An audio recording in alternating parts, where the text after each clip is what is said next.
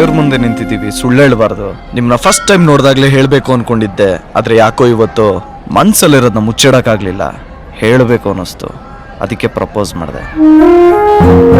ನೋಡಿ, ನಿಮ್ಮ ಮೇಲೆ ನನಗೆ ಸಿಕ್ಕಾಪಟ್ಟೆ ಲವ್ ಆಗಿದೆ.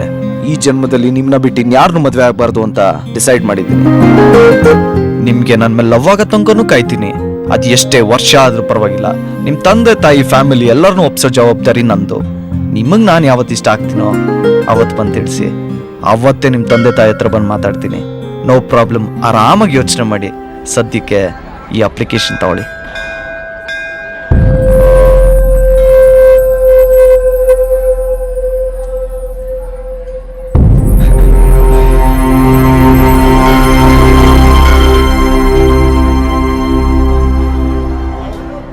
ದೇವ್ರು ನಮ್ಮ ಮುಂದೆ ಇದ್ರು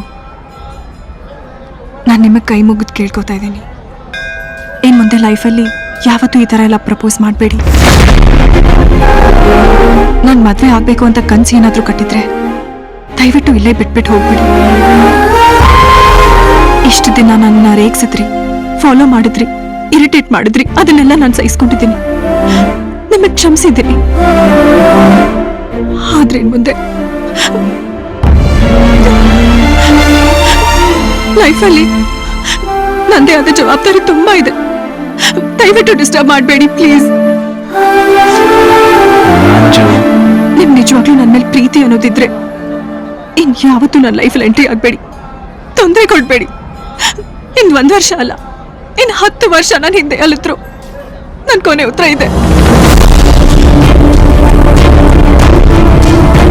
ಇದನ್ನೇ ಹೇಳಿ ಹೋಗ್ಬೇಕು ಅಂತ ಬಂದೆ.